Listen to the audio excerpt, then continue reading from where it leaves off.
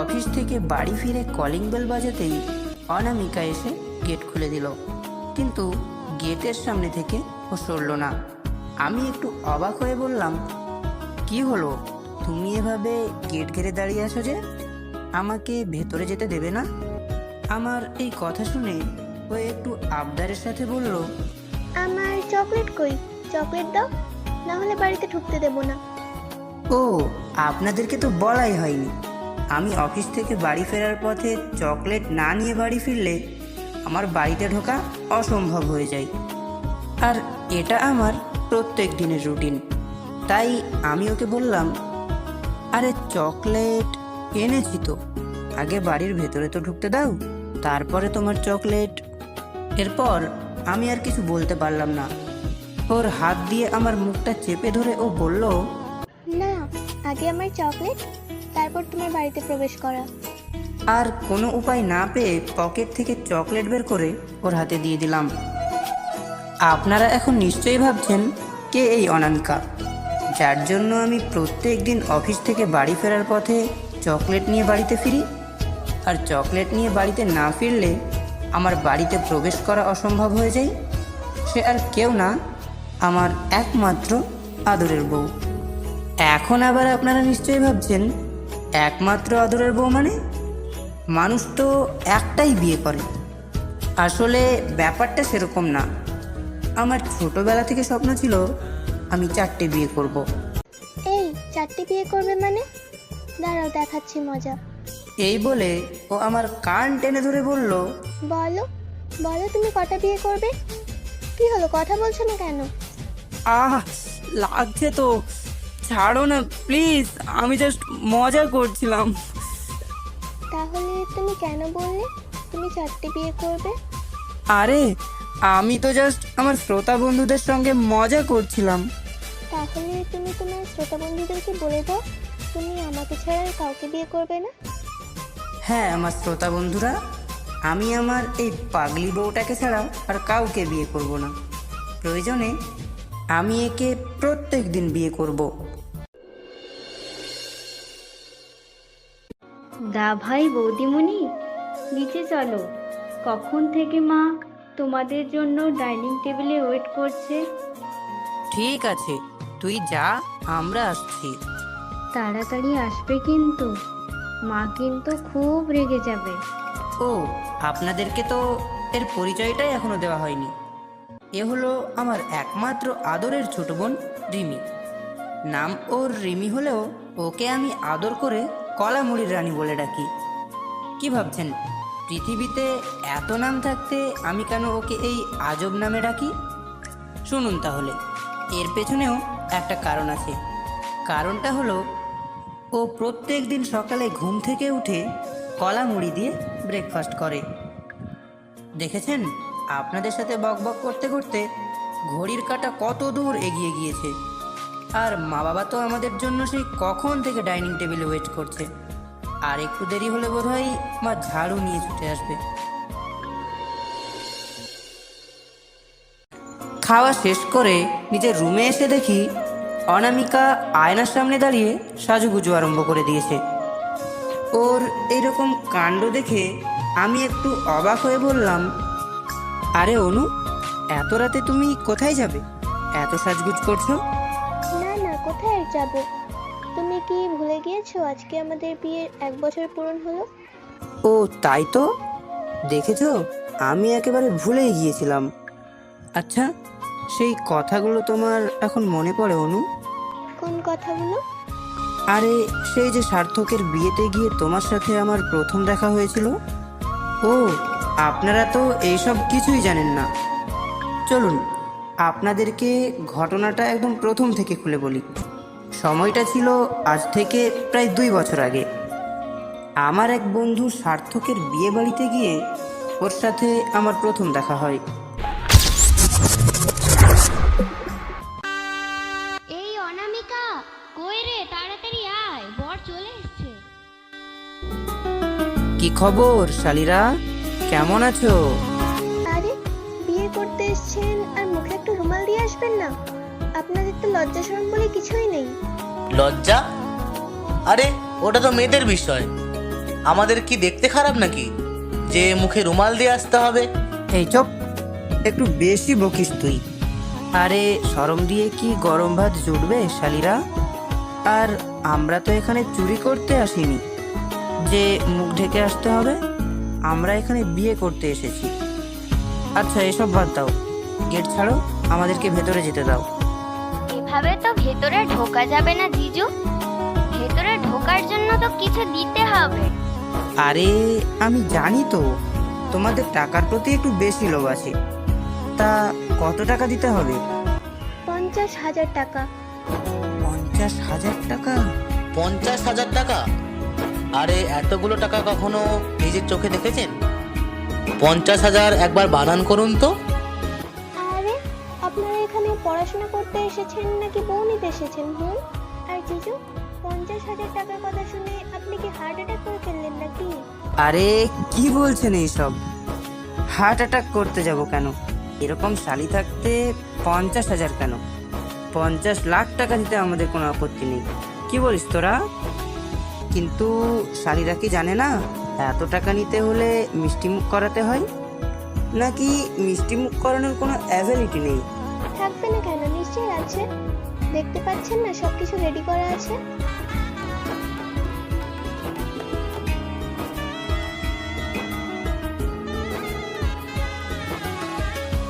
এই নিন, রুমাল দিয়ে মুখটা মুছে নিন। হুম, এতগুলো টাকা দেবো এই রুমাল দিয়ে মুখ মোছার জন্য? তোমার ওড়না দিয়ে আলতো করে মুখটা মুছে দাও। আমার এই কথা শুনে ওরা একে অপরের দিকে তাকাতে লাগলো। ওদের এই অবস্থা দেখে আমি বললাম, আরে অনামিকা নাকি তোমাকেই বলছি, তোমার ওড়না দিয়ে আমার মুখটা মুছে দাও। কারণ 50,000 টাকার কথা তো তুমি বলেছিলে, তাই না? আমার এই কথা শুনে ও দ্বিধাবোধ করতেই পাশ থেকে ওর এক বান্ধবী বলে উঠলো, আরে ওড়না দিয়ে মুখটা মুছে দিলে কি এমন হবে? অন্য আর কেউ তো নয়, আমাদের জিজুই তো। এরপর অনামিকা ওর ওড়না দিয়ে সুন্দর করে আমার মুখটা মুছে দিল। হঠাৎ একটি ভদ্রলোক এসে বলে উঠলেন, আরে তোমরা এখনো গেট ঘিরে কি করছো?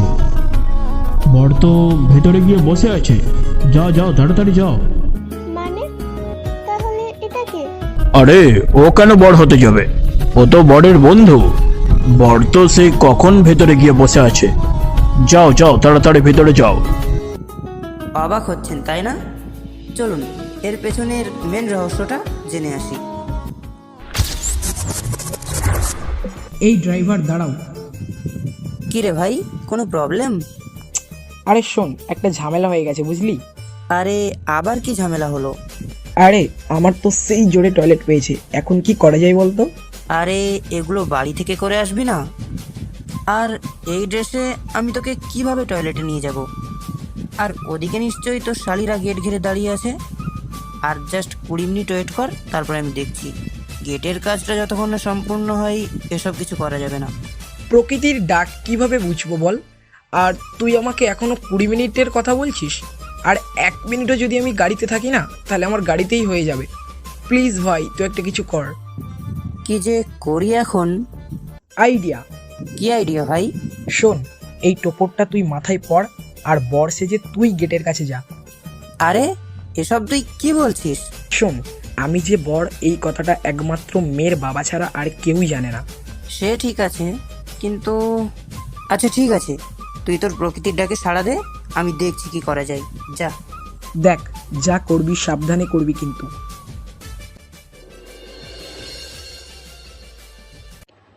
তার মানে তুমি আমাদের সাথে চিট করলে?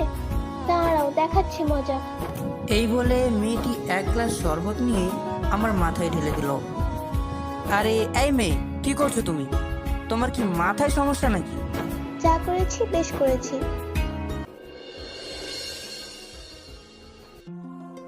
এই অনু, তুই এদিকে শোন।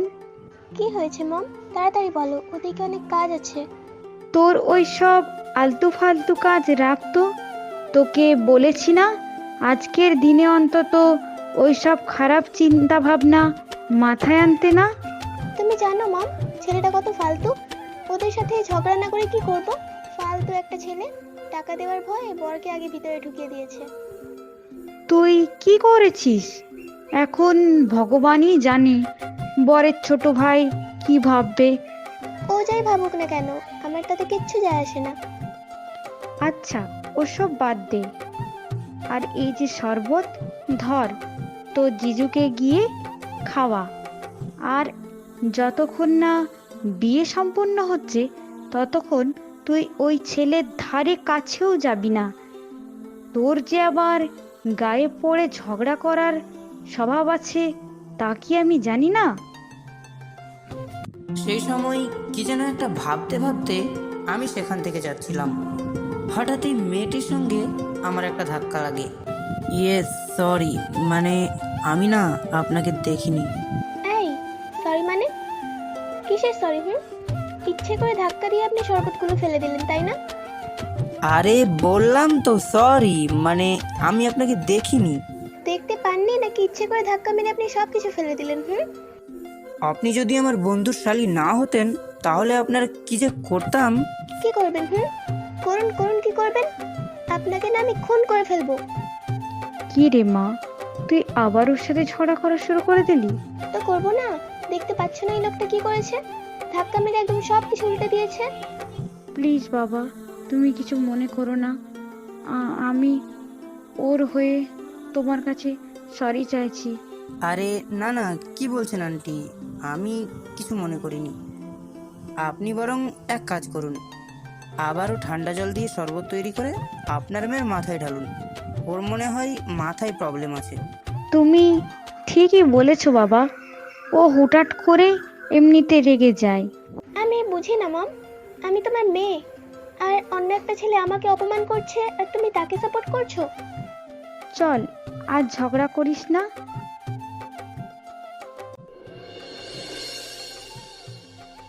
ভাই, বৌদির বোনটাকে দেখতে কিন্তু পুরো একটা পরী। ঠিকই বলেছিস। আরে ওই দেখ, পরীর কথা মুখে আনতে না আনতেই পরী একেবারে হাজির। হ্যাঁ, ও তো এদিকেই আসছে। ঠিক আছে, দাঁড়া, এবার দেখ আমি কি করি। এই যে এক্সকিউজ মি, এই টাকাটা কি আপনার? কই না তো। ও আচ্ছা, আমি তো ভাবলাম আপনার হাত থেকে পড়েছে। আচ্ছা যাই হোক, আপনার নামটা যেন কি বলেছিলেন? এত তাড়াতাড়ি ভুলে গেলেন? না মানে ওই টাকা ফেলে গিয়ে নাম জিজ্ঞেস করার থিওরিটা অনেক পুরনো হয়ে গেছে। এইসব ফালতু জিনিস অ্যাপ্লাই করে আমাকে ইমপ্রেস করতে পারবেন না। আচ্ছা, আপনি কথায় কথায় এত রেগে যান কেন বলুন তো? রাগ কিন্তু স্বাস্থ্যের পক্ষে একদম ভালো নয়। রাগের এখনো তো কিছুই দেখেননি, এবার দেখবেন রাগ কাকে বলে। এই চল, এদের সাথে কথা বলে কোনো লাভ নেই। সে আপনি যাই বলুন না কেন, রাগলে কিন্তু আপনাকে সেই লাগে।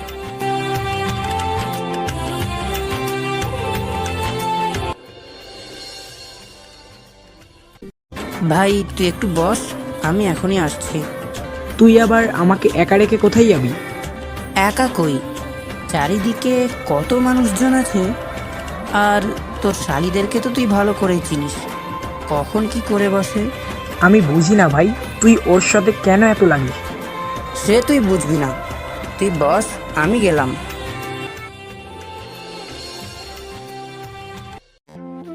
আচ্ছা, জুতো তো নিয়ে এলাম, কিন্তু জুতোগুলো কোথায় লুকানো যায় বলতো? ওই তো শ্রুতিকে ডাক। এই শ্রুতি, এদিকে শোন। কি হলো দিদি ভাই, তোমরা এভাবে জিজুর জুতো নিয়ে ঘুরছো কেন? আরে শোন, এই জুতোগুলো এখানে লুকাচ্ছি, তুই পাহারা দে যেন কেউ এখান থেকে নিয়ে যেতে না পারে। কেন জিজুর জুতো লুকাবে কেন? তোমরা কি জিজুর জুতো চুরি করে এনেছো নাকি? দাঁড়াও, আমি এক্ষুনি গিয়ে জিজুকে বলে দিচ্ছি। আরে শোন, বিয়েতে বরের জুতো না লুকালে বিয়ে হয় না। আর আমরা তো জিজুর কাছ থেকে টাকা নিয়ে জুতো ফিরিয়ে দেব। ও ঠিকই বলেছিস শ্রুতি, তুই এই জুতোগুলো পাহারা দে, তোকে অনেকগুলো চকলেট কিনে দেবো। ঠিক আছে, জুতোগুলো আমাকে দিয়ে যাও, আমি পাহারা দিচ্ছি। ঠিক আছে, চল অনু, আমরা ওই দিকের মজাটা দেখে আসি। আচ্ছা, ওটা সার্থকের জুতো না? কিন্তু সার্থকের জুতো নিয়ে ওই বাচ্চা মেয়েটা কি করছে? ব্যাপারটা দেখতে হচ্ছে তো। হাই কিউটি, তুমি এখানে একা একা কি করছো? তেমন কিছু না, এই যে জুতো পাহারা দিচ্ছি। জুতো পাহারা দিচ্ছ? আচ্ছা, কার জুতো পাহারা দিচ্ছ? জিজুর জুতো।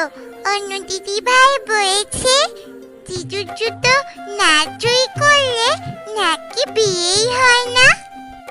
ও তাই? অনু দিদি ভাই এই কথা বলেছে?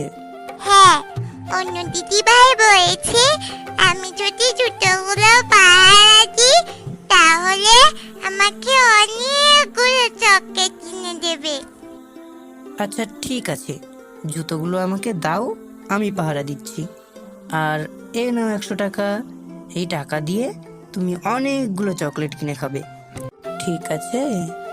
ঠিক আছে, তুমি কিন্তু জুতোগুলো খুব ভালোভাবে পাহারা দেবে, না হলে অন্য দিদি ভাই কিন্তু আমাকে অনেক বকা দেবে।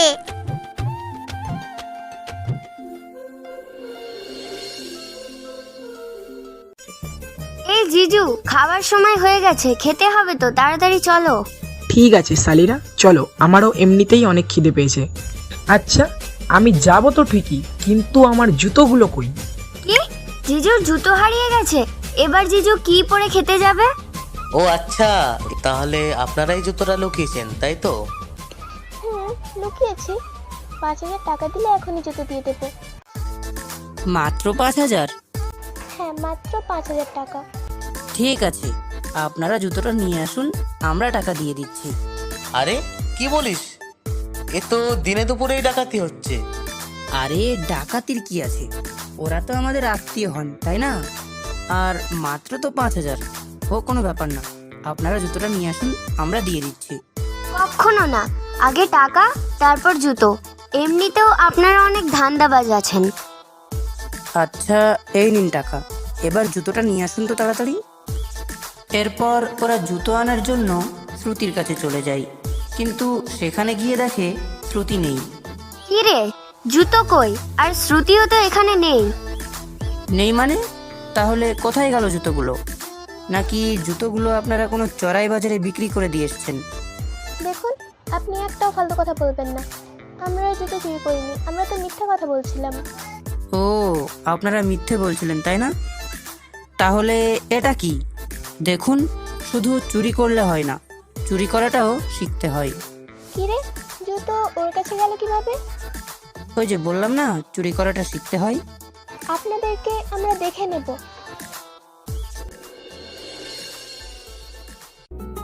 প্রায় কয়েকদিন পর একদিন আমরা সকল বন্ধুরা মিলে কলেজের ক্যাম্পাসে বসে আড্ডা দিচ্ছি। আচ্ছা, সামনেই তো আমাদের এক্সাম, তারপরে তো আমাদের কলেজ ছুটি পড়ে যাবে, তো চ না কোথাও থেকে ঘুরে আসি। কথাটা তুই খারাপ বলিসনি, কোথাও ঘুরতে গেলে মন্দ হয় না। আরে ওসব ঘুরতে যাওয়া টুরতে যাওয়া বাদ দে, ওইদিকে দেখ একবার। কি রে, কি দেখবো ওইদিকে? আরে ওই দেখ, ওই যে পিঙ্ক ড্রেস পরে যাচ্ছে যে মেয়েটা, আমি ওই মেয়েটার কথাই বলছি। কোন মেয়ের কথা বলছিস তোরা? এরপর আমি ঘাড় ঘুরিয়ে মেয়েটির দিকে তাকাতেই তো একেবারে অবাক। আরে এ তো অনামিকা। কিরে ভাই, তুই কি একে চিনিস? চিনবো না আবার? ওটা তো সৌভিকের শালি, ওর বিয়েতে গিয়েই দেখা হয়েছিল। এ ভাই, তাহলে দে না মেয়েটার সাথে লাইন করে। বুঝতে তো পারছিস আমার মেয়েটাকে না দারুণ পছন্দ হয়েছে। পছন্দ? তুই তো প্রথমবার যাকে দেখিস তাকেই তোর পছন্দ হয়ে যায়। সেই প্রথম দেখাতেই ওর জন্য না আমার মনে একটা অন্যরকম মায়া কাজ করে। সত্যি বলতে আমি ওকে না ভালোবেসে ফেলেছি, বুঝলি? কিন্তু এখনো বলা হয়নি। না তো, তুই বললেই হলো নাকি? ওই মেয়েটাকে আমিই পটাবো। আরে ভাই, এ পাগল নাকি? আমি সেই কবে থেকে ওকে পছন্দ করি, আর ও প্রথম দেখায় নাকি ওকে পটিয়ে ফেলবে? দেখ ভাই, তোরা নিজেদের মধ্যে এভাবে ঝামেলা করিস না। তোদের দুজনের জন্যেই আমার কাছে একটা প্রস্তাব আছে। কি প্রস্তাব? শোন, ওই মেয়েটিকে যে আগে লিপ কিস করতে পারবে মেয়েটি তার। ক্লিয়ার? ওকে ডান, আমি রাজি। কি রে রিন্টু, তুই কি বলিস? না ভাই, আমার আর দরকার নেই, কারণ ওই যে গতবারে যে থাপ্পড়ের দাগটা না এখনো মেটেনি।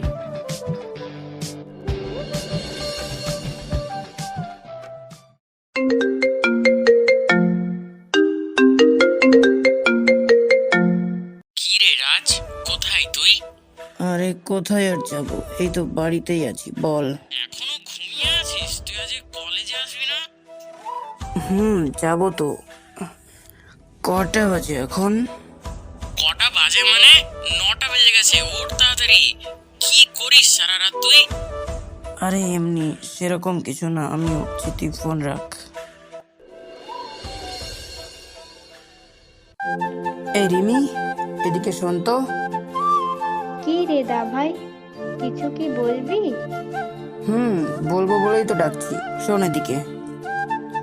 এরপর মোবাইল থেকে অনামিকার একটা ছবি বের করে ওকে দেখিয়ে বললাম, এই মেয়েটাকে তুই চিনিস? তোদের ব্যাচে নাকি নতুন ভর্তি হয়েছে। চিনি তো, ওর নাম অনামিকা, তাই না?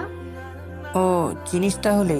আচ্ছা শোন, তুই আজকে কলেজে গিয়ে এই মেয়েটার সঙ্গে বন্ধুত্ব করবি, আর ওর বিষয়ে সকল রকমের খোঁজ খবর নিয়ে আমাকে দিবি। সে ঠিক আছে, কিন্তু এই মেয়েটার সাথে তোর কি সম্পর্ক? আরে সেরকম কিছু না, এমনি জাস্ট ফ্রেন্ড। জাস্ট ফ্রেন্ড নাকি অন্য কিছু? ওই তুই যাবি এখান থেকে নাকি আমি মাকে ডাকবো? মাকে তুই ডাকবি নাকি আমি ডাকবো? দাঁড়া, মাকে ডেকে আমি সবটা বলে দিচ্ছি। আরে শোন, মাকে কিছু বলিস না, তুই তাড়াতাড়ি রেডি হয়ে নে, কলেজে যেতে হবে, এমনিতেই অনেক লেট হয়ে গেছে আজকে। আচ্ছা ঠিক আছে, আমি যাচ্ছি। আর শোন, আবার কি হলো? ফ্রিজে কলা আছে না, ওখান থেকে একটা কলা ব্যাগে করে নিয়ে যাবি। কেন? কলা দিয়ে কি হবে? সেটা না হয় পরেই দেখতে পাবি, যা এখন তাড়াতাড়ি রেডি হয়ে নি।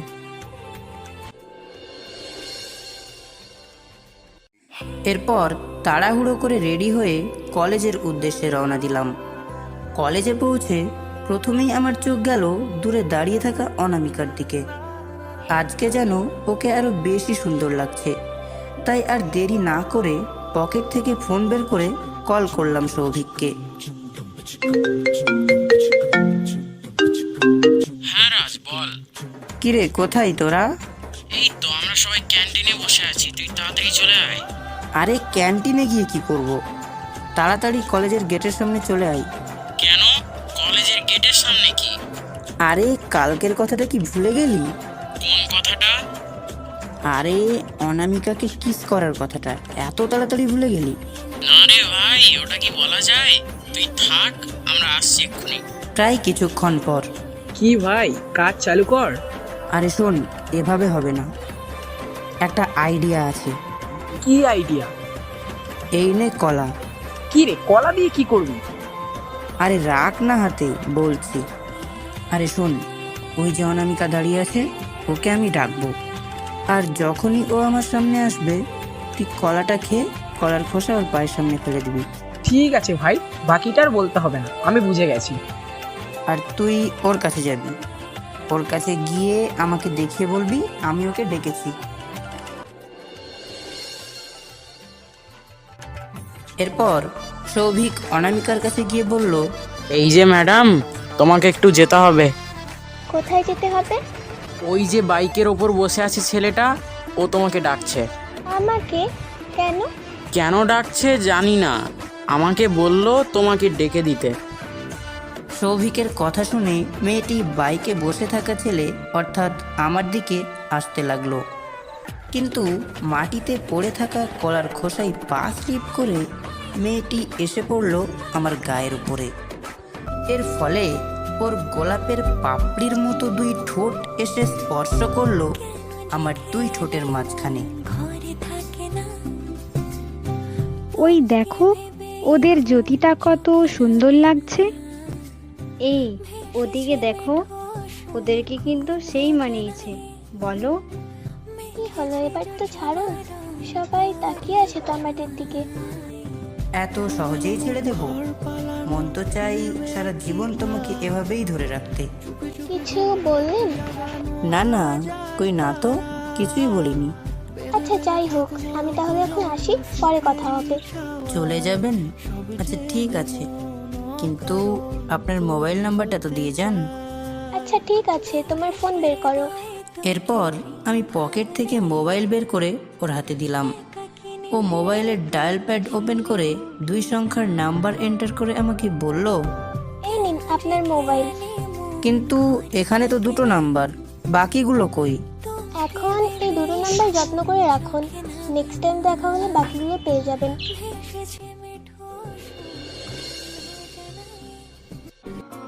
প্রায় 1 সপ্তাহ পর। হ্যাঁ সার্থক, বল। তুই একটু এখানে চলে আয় তো। আরে কোথায় যাব সেটা তো বল। আমি তোকে এই জায়গার লোকেশন সেন্ড করে দিচ্ছি, তুই তাড়াতাড়ি চলে আয়। এরপর তাড়াহুড়ো করে বাইক বের করে সার্থকের দেওয়া সেই লোকেশনে চলে গেলাম। এবার বল, ডাকলি কেন এখানে? শোন, এই শাড়িটা তোর বৌদির জন্য কিনেছিলাম, কিন্তু আমার একটা জরুরি কাজ পড়ে যাওয়ায় তাই তোকে এখানে ডাকলাম। তুই শাড়িটা তোর বৌদিকে পৌঁছে দিস। কি বলিস? তোর এই একটা শাড়ির জন্য আমাকে তাড়াহুড়ো করে এখানে ডাকলি? আচ্ছা ঠিক আছে, শাড়িটা আমায় দে, আমি দিয়ে আসছি। ঠিক আছে, তুই তাহলে তোর বৌদিকে শাড়িটা দিয়ে দিস, আমি গেলাম। ওকে, বাই।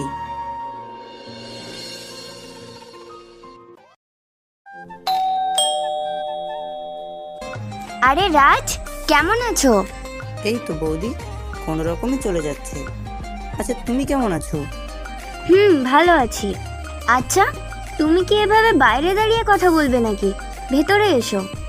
না বৌদি, ভেতরে যাব না, আমার অনেক কাজ আছে। সার্থক বলল ওর নাকি কি কাজ আছে, সেই জন্য শাড়িটা আমি নিয়ে এলাম। কি রে দিদি, কে এসছে? আরে সার্থকের বন্ধু রাজ, ও আমাদের বিয়েতে গিয়েছিল না, তোর মনে নেই? কি বৌদি, এভাবে বাইরে দাঁড়িয়ে কথা বলবে? ভেতরে যাই, তারপরে কথা বলি। কিন্তু এই যে তুমি বললে তোমার নাকি কি কাজ আছে। আরে না না, আমার কোনো কাজ নেই। এভাবে বাড়ির বার থেকে চলে গেলে লোক কি বলবে? চলো ভেতরে চলো। রাজ, তুমি এখানে বসো, আমি তোমার জন্য কিছু নিয়ে আসছি। না বৌদি, কিছু আনতে হবে না, একটু জল আনলেই হবে। ঠিক আছে, তুমি বসো, আমি জল নিয়ে আসছি। আরে তুমি কেন যাবে? তোমার বোনকে বলো না, তোমার সাথে আমার অনেক কথা আছে। এই অনু, রাজের জন্য একটু জল নিয়ে আয় তো। আচ্ছা বৌদি, তুমি পাশের রুম থেকে শাড়িটা পরে এসো। বলা তো যায় না, যদি ছোট কিংবা বড় হয়, তাহলে আমি মার্কেট থেকে আবার চেঞ্জ করে এনে দেবো। বোকা ছেলের কথা শুনেছো? আরে পাগল, শাড়ি কখনো ছোট বড় হয় না, ওটা তার পছন্দের উপর ডিপেন্ড করে, বুঝলে? আসলে মেয়েদের জিনিস তো, তাই বুঝতে পারিনি। যাও না, তুমি শাড়িটা পরে এসো, দেখি তোমায় কেমন লাগে। আচ্ছা ঠিক আছে বাবা, আমি যাচ্ছি। কিছুক্ষণ পর জলের গ্লাস নিয়ে অনামিকার আগমন। কেমন আছো তুমি? আমি ভালো আছি, তুমি? এই তো আছি কোনো রকমে, 2টো নাম্বার নিয়েই বেঁচে আছি। ঠিক আছে, তোমার মোবাইলটা দাও, বাকি নাম্বারগুলো দিয়ে দিচ্ছি। আরে এখানে তো 4টে নাম্বার, কিন্তু বাকি 4টে কই? বাকি 4টে পরের দিন দেখা হলে দেবো। আচ্ছা তোমাকে একটা কথা জিজ্ঞেস করব। বলো। তুমি কি টেলিফোন? কেন, আমাকে দেখে কি তোমার টেলিফোন মনে হয়? না না, তোমাকে দেখলেই তো আমার বুকের মধ্যে রিং বাজা আরম্ভ হয়, তাই বলছিলাম। তাই নাকি? তোমার হাসিটা কিন্তু অনেক সুন্দর। হঠাৎই বৌদির আগমন। এবার দেখো তো রাজ, আমাকে কেমন লাগছে? হ্যাঁ, তোমাকে তো অনেক সুন্দর লাগছে। হ্যাঁ, তুমি তো আমার দিকে একবারও দেখোনি, তুমি তো ওর দিকেই তাকিয়ে আছো, তাহলে কিভাবে বুঝলে আমাকে সুন্দর লাগছে? তোমার বোন যা সুন্দর, তাকে ছেড়ে কিভাবে অন্য কারো দিকে তাকাই বলো? কিছু বললে? না না, কিছু না, বলছি দেখেছি তো মনের চোখ দিয়ে। এইভাবে কেটে গেল প্রায় কিছুদিন। একদিন, কি রে বাবা, তুই এত তাড়াহুড়ো করে কোথায় যাচ্ছিস? কোথাও না মম, এমনি ওই বাইরের দিকেই যাচ্ছি। ঠিক আছে যা, কিন্তু তাড়াতাড়ি চলে আসিস। আমরা খাওয়া দাওয়া শেষ করে 2টো 2:30টার দিকে রওনা দেব। রওনা দেবে মানে? কোথায় যাবে? কালকে তোর রণদীপ আঙ্কেলের মেয়ের বিয়ে, আর আজকে গায়ে হলুদ। বিকেলে আমরা সেখানেই যাব। রণদীপ আঙ্কেলের মেয়ে? কিন্তু সেবারে ওর সঙ্গে ভার্সিটিতে দেখা হলো, কই ও কিছু বললো না তো? আরে, মেয়েরা এমনিতে একটু লজ্জা পায়, আর নিজের বিয়ের কথা কেউ কখনো মুখ ফুটে কি বলে? আচ্ছা ঠিক আছে, আমি তাড়াতাড়ি চলে আসবো। এখন তাহলে আমি যাই। ওকে বাবা, যা।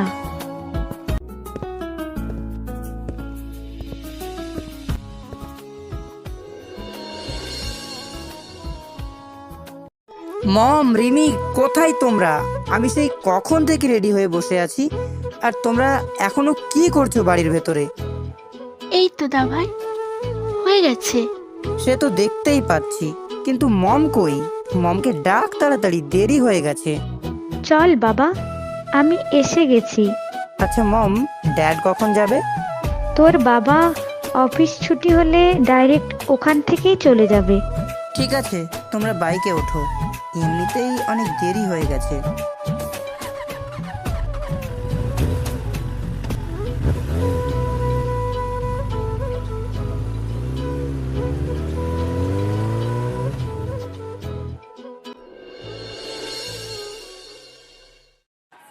বিয়ে বাড়িতে পৌঁছে একেবারে চমকে উঠলাম আমি, কারণ যেটা দেখার জন্য আমি একেবারেই প্রস্তুত ছিলাম না, সেটাই দেখতে পেলাম আমি।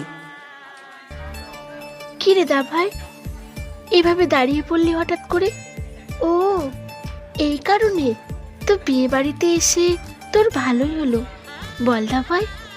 সে হয়েছে, কিন্তু অনু এখানে, এটা কিভাবে সম্ভব? আরে কেন সম্ভব না?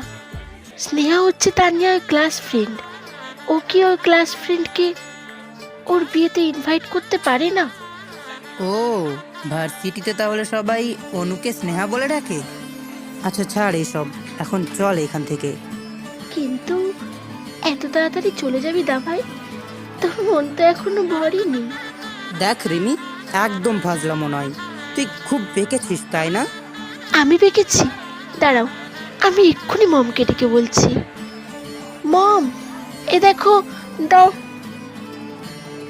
কি হলো রাজ, তুই এভাবে রিমির মুখে হাত চেপে ধরে রেখেছিস কেন? না মম, ও কিছু না, তুমি চলো তো।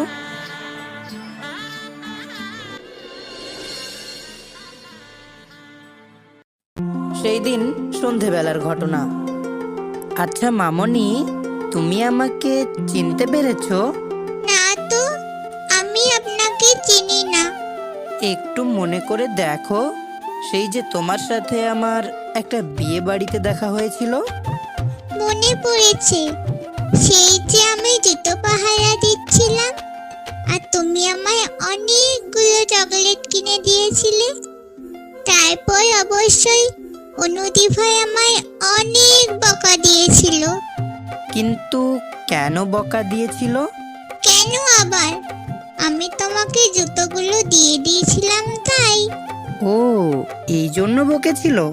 হুম, আচ্ছা শোনো, এখন তোমাকে একটা কাজ করতে হবে, আর কাজটা যদি তুমি করতে পারো তাহলে তোমাকে অনেকগুলো গল্প শোনাবো, আর সাথে অনেকগুলো বেলুনও কিনে দেব।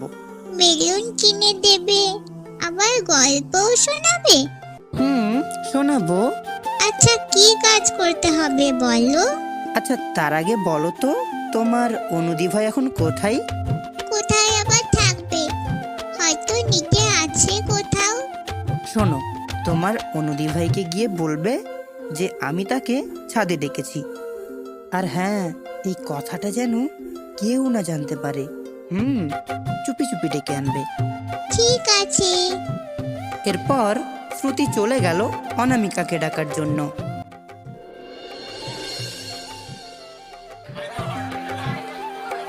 শোনো, তোমার সাথে একটা কথা আছে। কি কথা? এখানেই বল। এখানে তো বলা যাবে না, তার জন্য তোমার ছাদে যেতে হবে। আচ্ছা চল, এই তোরা থাক, আমি একটু আসছি। কি রে শ্রুতি, এবার বল কি বলবি? ওই যে ওই দিকে দেখো। কি দেখবো? আরে দেখো তো আগে। আরে তুমি এখানে? কেন, আমার কি এখানে আসা বারণ? না, সেটা নয়। আচ্ছা বলো, কেমন আছো? আমি ভালোই আছি। তুমি? আমিও ভালো আছি। তুমি যে আমাকে একটা গল্প শোনাবে বললে, গল্প বলবে না? বলবো তো, বলবো বলেই তো তোমাকে ডেকেছি। শোনো, একটা রাজ্যে একটা রাজা বাস করত। রাজার 2 মেয়ে। একদিন রাজা ঠিক করলেন যে তার বড় মেয়ের বিয়ে দেবেন। বিয়েতে রাজা তার পাশের রাজ্যের রাজকুমারকে ইনভাইট করে এলেন। তারপরে রাজকুমার বিয়েতে এসে রাজার ছোট মেয়েকে পছন্দ করে ফেলল। এরপর রাজকুমার তো শুধু রাজকুমারীর পেছনে লাগতো, আর রাজকুমারী অনেক রেগে যেত। একদিন হয়েছে কি, রাজকুমার কলেজে গিয়ে দেখলো তার কলেজের গেটের সামনে রাজকুমারী দাঁড়িয়ে আছে। রাজকুমারকে দেখে রাজকুমারী তো বারবার রাজকুমারের দিকে তাকাচ্ছিল। মোটেও না, আসলে রাজকুমারীটি রাজকুমারের দিকে তাকিয়েছিল না, রাজকুমার নিজেই রাজকুমারীটির দিকে তাকিয়েছিল। অনুদি ভাই, এই গল্প তুমিও জানো? জানে তো, এই গল্প রাজ্যের সবাই জানে। আচ্ছা, তারপর কি হলো? এরপরে রাজকুমারটি রাজকুমারীকে নিজের কাছে ডাকলো। এরপর রাজকুমারী আসতে গিয়ে একটা কলার ছালে পা পিছলে রাজকুমারের গায়ের ওপরে গিয়ে পড়ল। জানো, রাজকুমারী অনেক কুটনি ছিল। কেন? কারণ রাজকুমার যখন রাজকুমারীকে তার মোবাইল নাম্বার চেয়েছিল, রাজকুমারী তখন মাত্র 4টে নাম্বার দিয়েছিল। ও, তারপরে কি হলো? সবশেষে রাজকুমার তো রাজকুমারীকে ভালোবেসে ফেলল। এখন রাজকুমার এটাই জানতে চাই যে রাজকুমারীও কি রাজকুমারকে ভালোবাসে। রাজকুমারী রাজকুমারকে ভালোবাসে কি বাসে না, কথাটা রাতে মেসেজে বলে দেবে। কিন্তু রাজকুমারীর লাস্টের 2টো নাম্বার তো রাজকুমারের কাছে নেই, তাহলে সে মেসেজ করবে কিভাবে? রাজকুমারীর নাম্বারের লাস্টের 2টো অংশ হচ্ছে 59।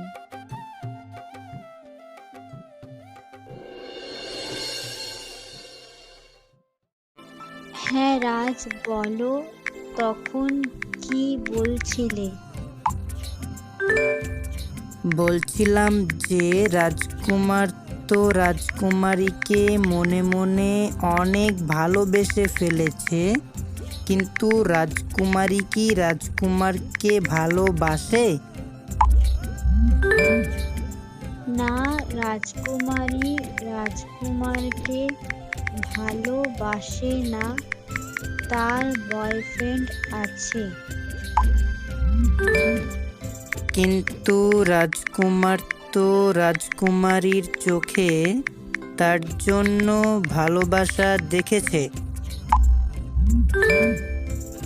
না, এটা হলো রাজকুমারের ভুল ধারণা, কারণ রাজকুমারীর বিয়ে ঠিক হয়ে গেছে, এমনকি তাদের এঙ্গেজমেন্টও হয়ে গেছে।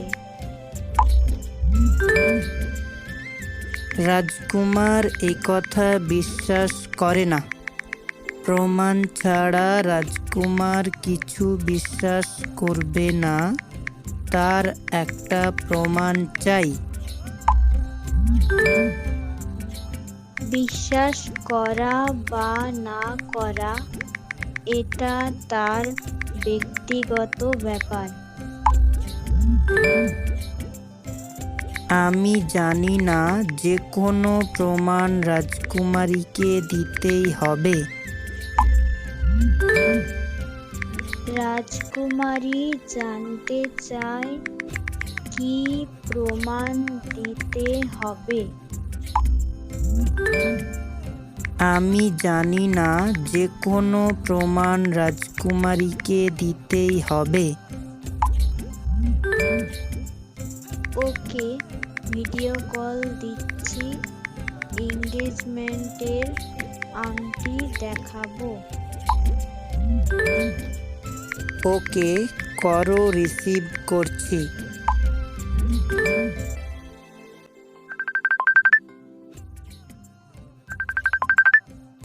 বিশ্বাস করছিলে না? এই দেখো, আমার এঙ্গেজমেন্ট হয়ে গেছে, আর এটা তারই আংটি।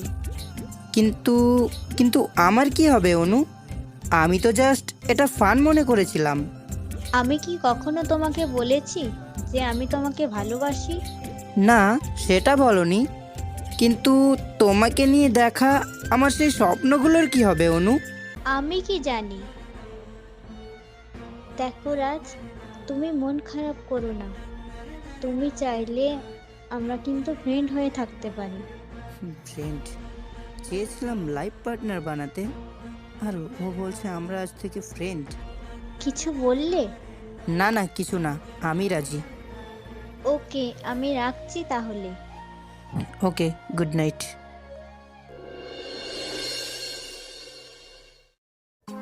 এরপর কেটে গেল প্রায় কয়েক মাস।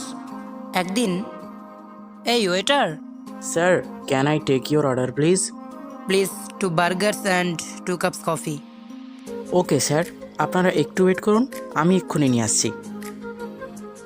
আচ্ছা অনু, কালকে আমরা তোমার ফোন থেকে যে পিকগুলো তুললাম, ওই পিকগুলো আমাকে দিলে না কেন?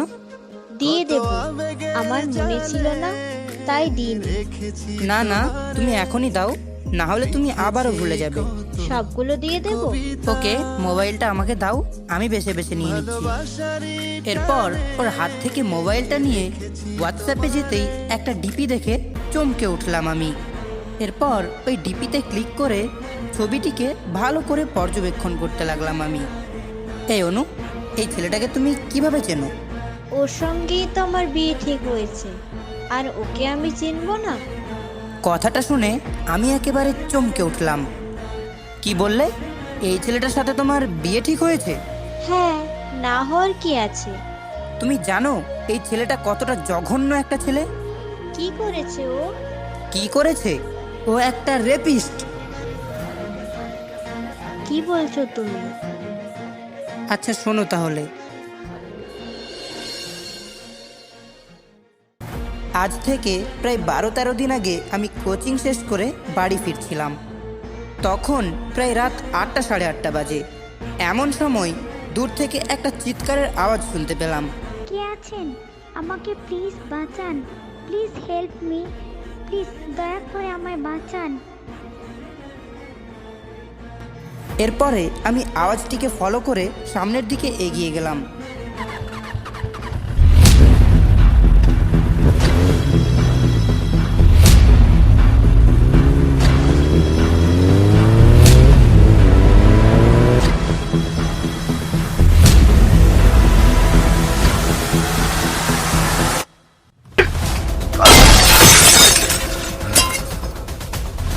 ওই, কে তুই? আমাকে চিনতে পারলি না? তোর জমদূত আমি। মার শালাকে।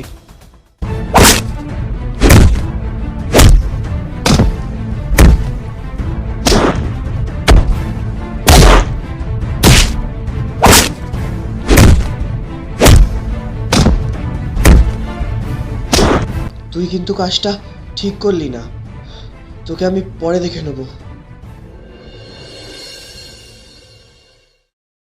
সমস্ত ঘটনা খুলে বলার পর অনু বলল, না রাজ, এটা কখনোই সম্ভব না। তুমি ওর নামে বানিয়ে বানিয়ে মিথ্যে কথা বলছো, তাই না? আমি মিথ্যে কথা বলছি? তুমি জানো ওই মেয়েটা কে ছিল? কে শুনি? তোমার বান্ধবী দীপ্তি। আর এর পরেও যদি তোমার বিশ্বাস না হয়, তাহলে তুমি ওকে কল করে এখানে আসতে বলো, সব ক্লিয়ার হয়ে যাবে। এরপর অনু ওর বান্ধবী দীপ্তিকে কল করে সেই রেস্টুরেন্টে আসতে বলল। এরপর ও যখন রেস্টুরেন্টে এলো, তখন অনু ওকে সব কথা খুলে বলল। এরপর দীপ্তি বলল, আসলে তোকে রাত যেটা বলেছে সেটাই সত্যি। তাহলে তুই আমাকে এতদিন কেন বলিসনি? আসলে আমি চাইনি তোদের সম্পর্কটা নষ্ট হয়ে যাক বা বিয়ে ভেঙে যাক। ওই দিন যদি রাজ না থাকতো তাহলে একমাত্র ভগবানই জানেন আমার কি হতো। আমি এসব বিশ্বাস করি না। তোরা ওর নামে বানিয়ে বানিয়ে সব গল্প সাজিয়েছিস, তাই না? তাহলে আমাদের প্রত্যেকটা কথা কি তোমার মিথ্যে মনে হচ্ছে? না, সত্যি মনে হচ্ছে। কি প্রমাণ আছে তোমার কাছে? প্রমাণ লাগবে তোমার না? এসো আমার সাথে।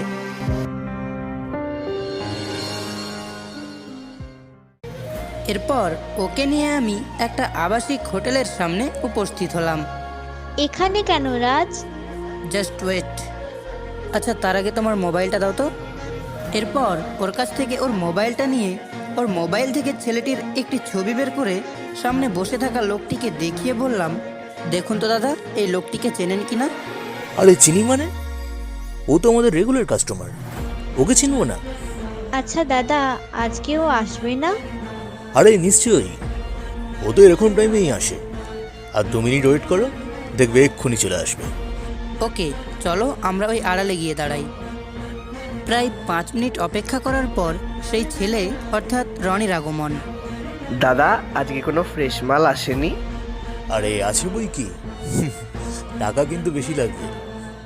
আরে টাকা নিয়ে তুমি কোনো চিন্তা করো না, এ নাও 10,000 টাকা, আমি ভেতরে যাচ্ছি। কি অনু, এবার বিশ্বাস হলো? এটা আমি কি দেখলাম রাজ? এই বলে অনু কান্না করে দিল। আমি এখন কি করব? দেখো অনু, তুমি কান্না করো না, আমি তো তোমার পাশে আছি।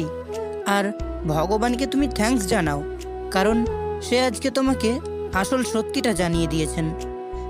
কিন্তু বাবা মা কি আমার কথা বিশ্বাস করবে? এটা তুমি ঠিকই বলেছ। মা বাবা কি আসলেই বিশ্বাস করবেন? আমি তোমাকে ভালোবাসি রাজ, আমি তোমাকেই বিয়ে করতে চাই। প্লিজ তুমি কিছু করো। এরপর আমি ওর চোখের জল মুছে দিয়ে বললাম, এই বোকামে, কান্না করছো কেন? আমি তো আছি তোমার পাশে। চলো তো, আর কান্না করতে হবে না।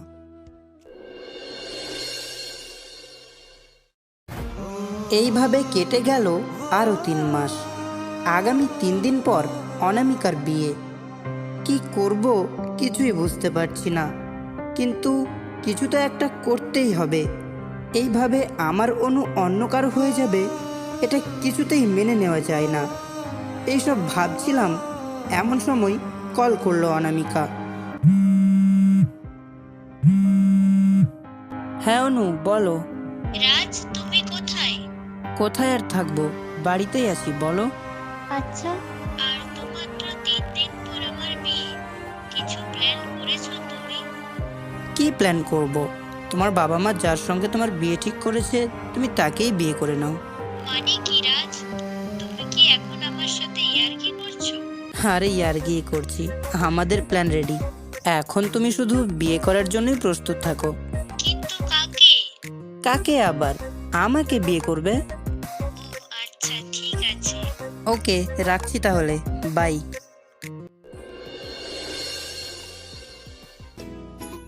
এরপর দেখতে দেখতে সেই 3 দিন অতিবাহিত হয়ে অবশেষে বিয়ের দিন চলেই এলো।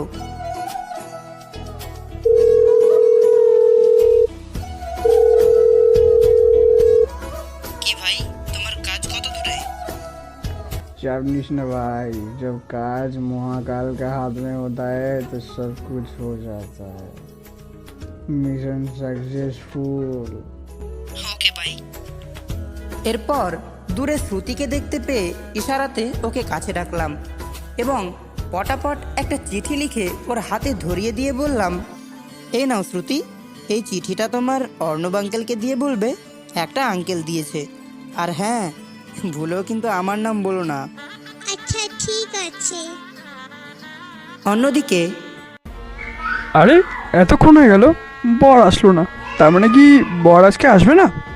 না, আসবে না কেন? তোমরা একটু অপেক্ষা করো, এক্ষুনি চলে আসবে। আঙ্কেল, এই চিঠিটা একটা আঙ্কেল দিয়ে বললেন তোমায় দিয়ে দিতে। কার চিঠি? কই দেখি। এই বলে তিনি চিঠিটি পড়তে লাগলেন। প্রথমেই আপনার কাছে ক্ষমা চেয়ে নিচ্ছি, আমাকে দয়া করে ক্ষমা করে দেবেন। আমি আমার ছেলেকে আপনার মেয়ের সাথে বিয়ে দিতে পারলাম না, কারণ আমার ছেলে অন্য আরেকটি মেয়েকে নিয়ে পালিয়ে গেছে। প্লিজ কিছু মনে করবেন না, আর পারলে আমায় ক্ষমা করে দেবেন। ইতি গৌরপদে চক্রবর্তী। কি আঙ্কেল, ওই চিঠিতে কি লেখা আছে? ছেলে নাকি তার প্রেমিকাকে নিয়ে পালিয়ে গেছে, তাই তারা আর বিয়ে করতে আসতে পারবে না। আসলে মেয়েটার কপালটাই খারাপ, বুঝলে? ওকে মনে হয় আর কেউ বিয়েই করবে না। আর এখানে থেকে কোনো লাভ নেই, বুঝলে? ওর থেকে চলে যায়। আরে হ্যাঁ, চলো চলো চলো, এখানে থেকে আর কোনো লাভ নেই।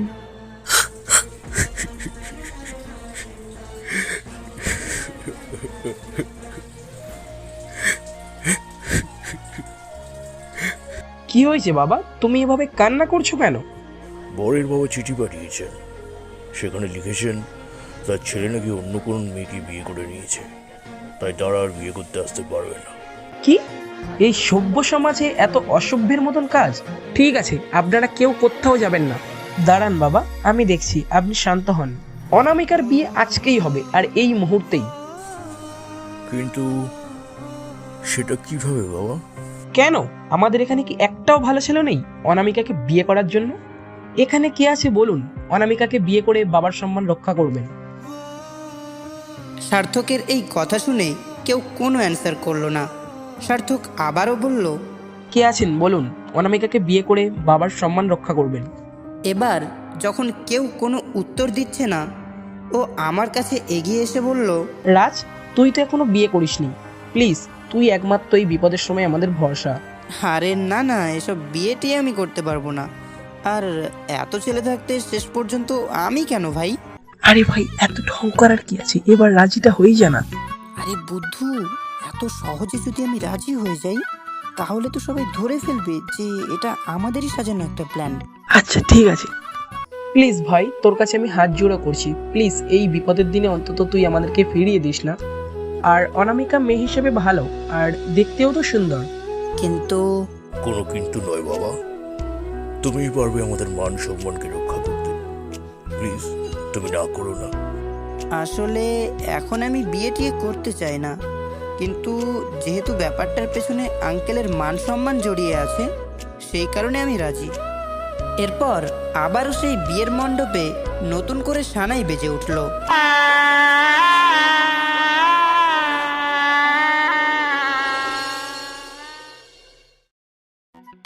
তাহলে শেষ পর্যন্ত আমাদের বিয়েটা হয়েই গেল, কি বলো অনু?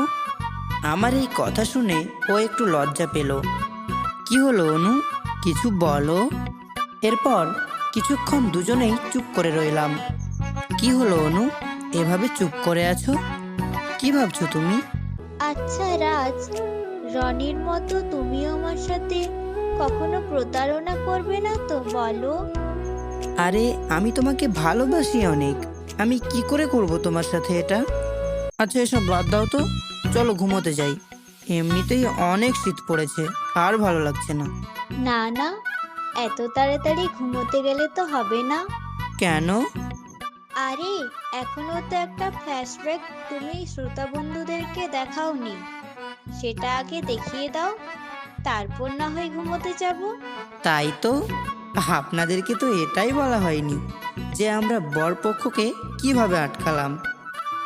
তাহলে চলুন আমরা সেই ফ্ল্যাশব্যাকটা দেখে আসি।